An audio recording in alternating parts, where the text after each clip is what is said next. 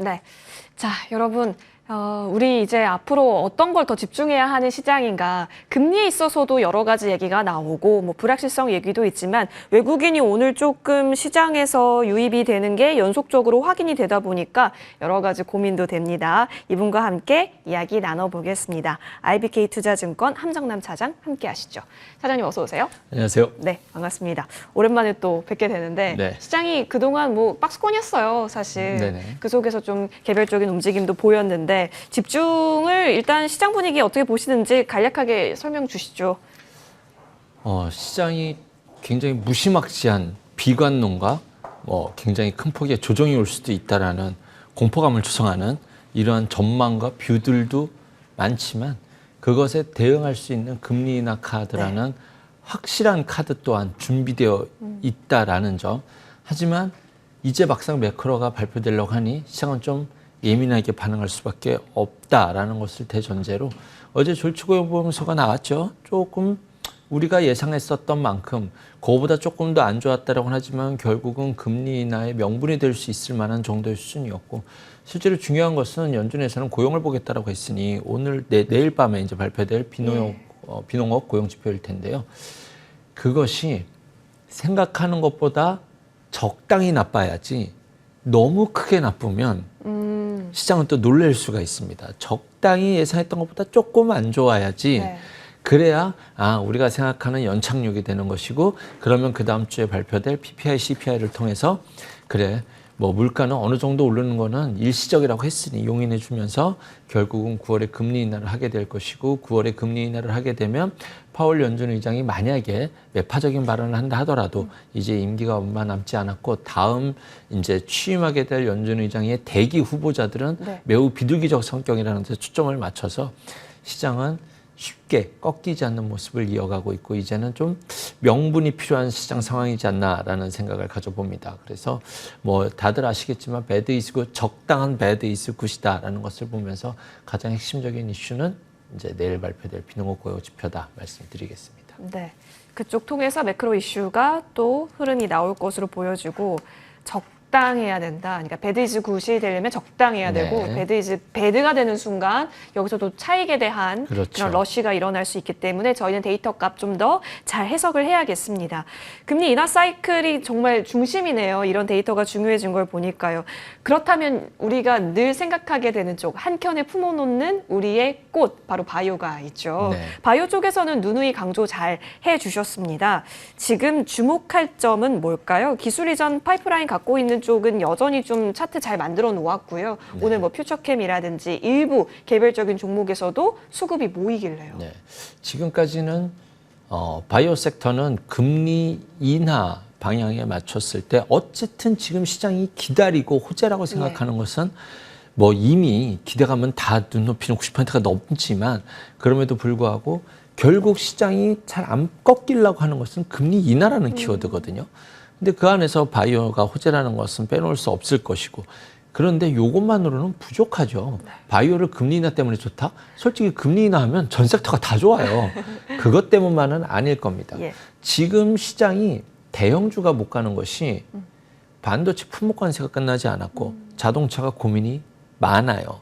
그러니까 이제 총 상위 종목들이 움직일 수가 없고 우리나라 상법 개정에서도 어떻게 결정이 나서 어떻게 호황제가 될지 모르겠고 이거 노란봉투표 보니까 이거 대형사에게 좀 악재인 것 같기도 하고 그러다 보니 지수가 끌어나갈 수 없는 상법 개정과 이러한 모든 대외적 대내적 변수에서 바이오가 자유롭다라는 것이 핵심입니다. 세 번째는 미국 시장도 그렇지만 어저께 그 알파벳이랑 애플만 올랐죠. 테슬라 좀 오르고 개별 종목 장세가 돼버렸거든요. 맞아요. 시장의 분위기가 개별화될 때, 개별 종목화될 때 그 개별 종목이라는 키워드가 가장 잘 어울리는 게 바이오예요. 그래서 어떤 섹터를 말씀드리기가 어려워서 반도체는 반도체 내에서 섹터가 있거든요. 유리기판이라든가 뭐라든가 뭐 이렇게 쭉쭉쭉 있잖아요. 그런데 바이오는 진짜 종목장인데 지금 시장 분위기가 또 거기에 잘 맞물리다 보니 이번에 그 있었던 월요일에 있었던 올릭스 상한가부터 보면 제 기준에선 우리가 몰랐던 깜짝 놀랄 만한 대단한 호재가 아니라 올릭스는 그것 때문에 주가가 잘 가고 잘 갔었던 건데 그 뉴스가 나옴으로써 상한가를 갔다라는 건 시장의 분위기가 바뀌었다는 것을 인정해야 된다고 생각이 듭니다. 그중에서 가장 앞단에 두고 있는 것은 비만 치료제일 텐데요. 네. 비만 치료제는 말씀드릴 때마다 제가 얘기하지만 타겟군이 다르잖아요.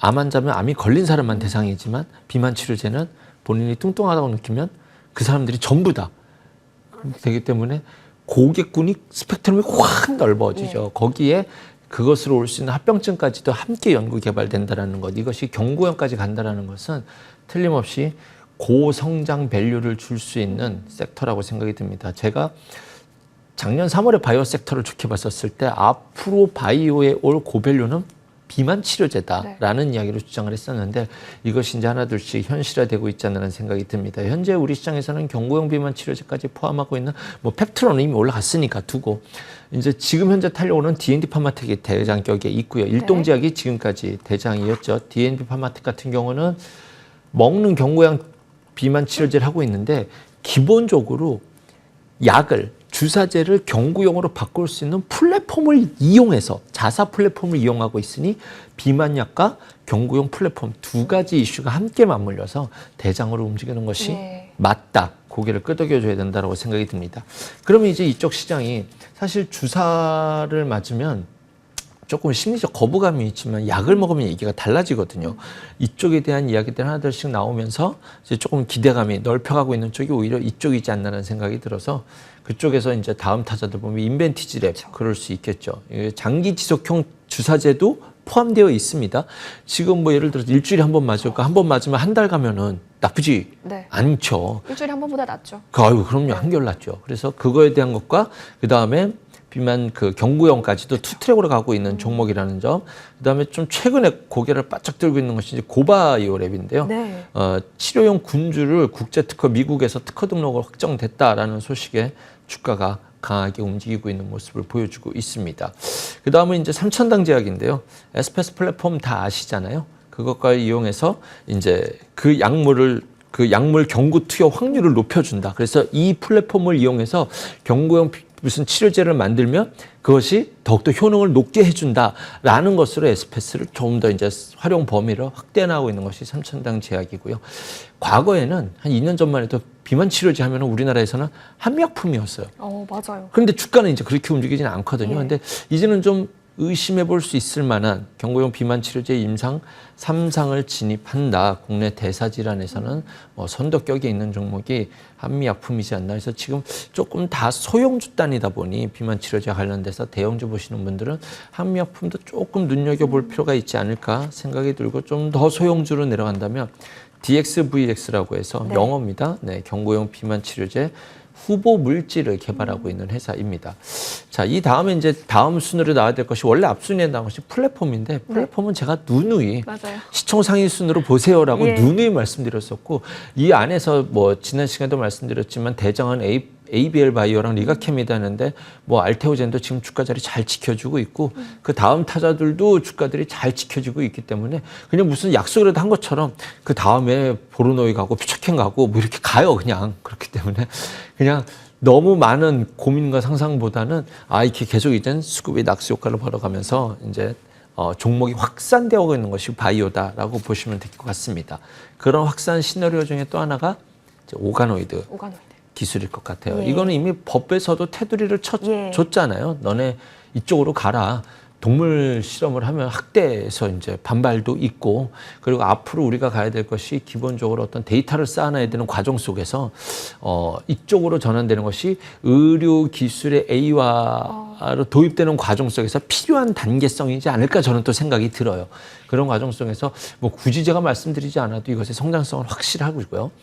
그것과 관련돼서는 일단은 토모큐브가 압도적으로 대장입니다.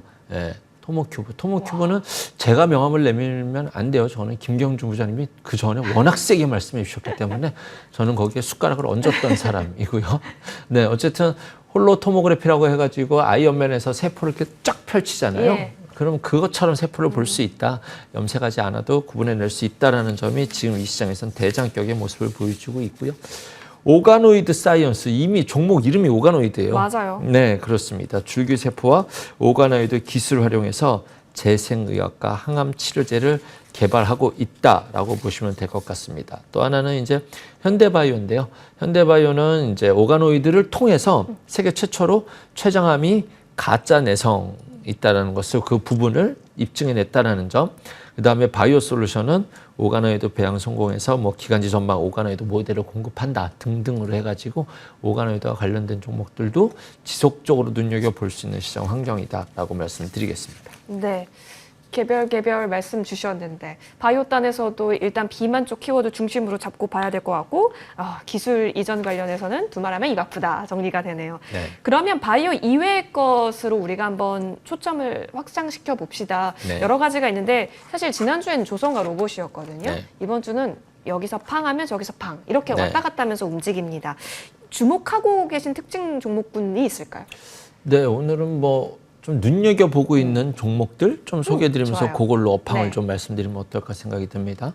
첫 번째는 KNR 시스템이라는 종목입니다. 로봇주들이 좋았죠? 네. 로봇주들 관심 종목에 저는 꼭 껴있었던 종목인데 이것이 다른 로봇은 우리가 휴머노이드 로봇이라든가 이렇게 관절 로봇 해가지고 감속기라든가 이런 네. 관련된 주잖아요. 그런데 이 회사는 유압 로봇팔입니다. 유압이라는 것은 힘이 세다라는 뜻이에요. 그러니까 즉 우리의 사람의 힘으로 이렇게 깨작깨작대는 거 말고 진짜로 사람이 들어갈 수 있는 중장비 로봇에 들어갈 수 있기 때문에 굉장히 극한 환경 또는 방산용 웨어러블 벌써 의미가 있죠. 그다음에 고중량 유압 로봇팔 이런 것들을 활용해서 사람이 들어갈 수 없는데 큰 힘이 들어간다. 온전 해체가 대표적인 예일 수 있지 않을까 그렇죠? 생각이 듭니다. 그래서 그런 것과 관련돼서 눈여겨볼 만한 종목이다라고 생각이 드는데 월요일 날 좋은 뉴스가 나왔습니다. 소형 서버 밸브라고 해서 국산화로 최초로 개발했고 본격적으로 양산까지도 가능하다는 뉴스는 정말로 눈여겨볼 만한 뉴스인데 사실 뭐 상한가 가버리면 안 되잖아요. 못 사는데 뭐. 그런데 3일 정도 쉬었으면 이제는 다시 한번 눈여겨볼 만하지 않을까? 깨작깨작대는 로봇이 아니라 진짜 큰일을 할 수 있는 로봇이라는 것. 그다음에 지금 로봇 섹터를 엄밀하게 따지면 로봇이 다 좋은 게 아니에요. 휴머노이드 로봇이 아니라 실질적으로는 로단본트법에서 영향을 해서 기업이 스마트 팩토리에 먼저 투자할 수 있는 이쪽 공장 로봇 시스템이 먼저 움직이고 이쪽만 오히려 좀 더 강하게 움직였었거든요. 그런 관점에서 본다라고 한다면 다음 타자로 눈여겨보는 것이 T-로보틱스고요. 자율주행 물류 로봇. 뭐 지금 당장 뭐 어떻게 쉽게 되지는 않을지는 어떻게 될지는 모르겠습니다. 반발이 심할 테니까. 기업 입장에서는 차근차근 준비할 수밖에 없다라고 생각이 듭니다. 물류 자동화도 갈 수밖에 없고 중국은 다 지금 물류 자동화 지금 하고 있거든요. 그다음에 두 번째 회사는 V1텍입니다. 자회사 시스콘 로보틱스인데요.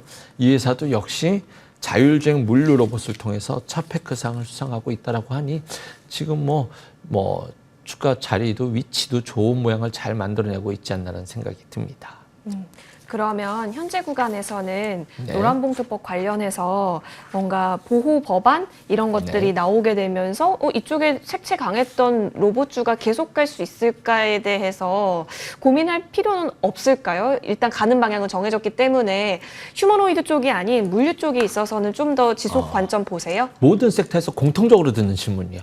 쭉 오르잖아요. 이거 더 갈 것 같으세요? 추세가 될까요? 그렇죠. 그게 정답일 것 같아요. 방향은 맞는데 네. 요즘은 만약에 내일 반도체가 쫙 오르잖아요. 그럼 쉴 수 있죠. 그러면 오늘 바이오 쉴 거예요. 네. 그렇기 때문에 요즘 같은 장에선 잘 갔었던 날 내가 추격 무리하다라고 싶으면 잘 기억해 뒀다가 주가 빠지면 그때 사면 되는 대표적인 시장 성격이 이거라서 언제든지 바이오도 제가 지금 굳이 그 플랫폼이 제일 앞단이에요. 그런데 왜 소형주만 말씀드리냐면 그것이 지금 다 이격이 벌어졌기 때문에 다음번에 이격을 줄여들면 제가 또 그때 말씀드리겠습니다. 이런 부위원택은 지금 별로 특별히 오른 게 없거든요. 그래서 그런 뷰로 말씀드린다는 것에 중점을 맞춰 두신다라고 한다면 조금 좋은 종목이 있다면 많이 오르지 않았을 때 또는 오른 이후에 잘 기억해 두었다가 조정식 매수하는 것이 요즘 시장에서 가장 지켜야 될 원칙 1번이라고 보시면 될 것 같습니다. 그런 관점에서 이쪽 어떨까요? 의료 AI 궁금해지고요.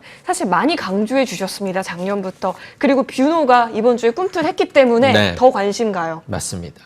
실질적으로 월요일 날 움직였을 땐 루니시 호재가 나왔었어요. 스페인의 네. 한 주에다가 이제 검진 프로그램을 넣는다라고 해가지고 루니시 호재가 나왔는데 주가는 뷰노가 먼저 움직였죠. 인공지능 기반으로 한, 그러니까 인공지능을 써서 의료기기 솔루션, 뭐 딥러닝 해가지고 잘 분석해주고 어떤 걸 해주고 그다음에 영상 분석. 영상 분석은 지금 별 의미 없다라고 해요. 영상 분석은 이미 지금 의료계에서 다 쓰고 있어버리기 때문에 그것을 플러스 알파 할 수 있는 솔루션까지도. 그러니까 미국에서도 방사선의학회에서 그쪽 의학 쪽에 계신 분을 우연히 만났는데 굉장히 많이 활용이 되고 이미 활용이 되고 있다라고 그냥 이야기를 하시더라고요. 그래서 이제는 그 다음에 솔루션까지도 기대해 볼 수 있는 것이 신뢰도가 굉장히 높아졌다라고 합니다. 그 일을 하고 있는 것이 뷰노니까. 근데 이제 의료 AI가 조금 더 말씀드리기 쉬운 것은 방향은 틀림없어요. 왜냐하면 IT 회사들이 제약주를 사는 이유가 결과적으로 이러한 키워드를 만들고자 함이거든요. 그리고 제약회사 입장에서는 이러한 시스템을 이용하지 않을 이유가 없다라고 봅니다. 왜냐하면 오류가 났었을 때 어떤 오류의 확률도 쭉 낮아질 뿐만이 아니라 리스크도 확 줄어들기 때문에 그것과 관련돼선 성장할 수밖에 없는데 주가는 오랫동안 소외됐었으니 오히려 이럴 때 좀 눈여겨봐야 되지 않을까? 그럼 플러스 알파로 볼 만한 종목들이 이제 3빌리언이라고 해서 유전 변이, 병원성 자동 판독하고 희귀 질환에 관련돼서 유전자 분석하는 기업이다. JLK도 꼭 함께 봐야 되는 종목이죠. 단순 검진, 그러니까 의료 AI라고 하면 검진, 조사, 뭐 분석 이런 거라고 생각하시는데 이쪽은 인공지능 솔루션이 뇌와 암 부분이에요. 이쪽에 집중하고 있기 때문에 뇌와 암이라고 한다면 사실 핵심적인 어떤 그런 부분이거든요. 그래서 그런 키워드를 갖고 있는 것이 JLK다. 지금 주가 다 저 바닥에 있어서 사실은 뭐 이런 말씀드리면 좀 죄송하지만 반대로 이렇게 싸게 있기 때문에 손절라인 잡기가 오히려 쉬울 수도 있다라는 점도 염두에 둔다면 뭐 분할 매수 하시는 분들이라고 한다면 오히려 눈여겨봐야 될 때가 아닌가 생각이 봅니다.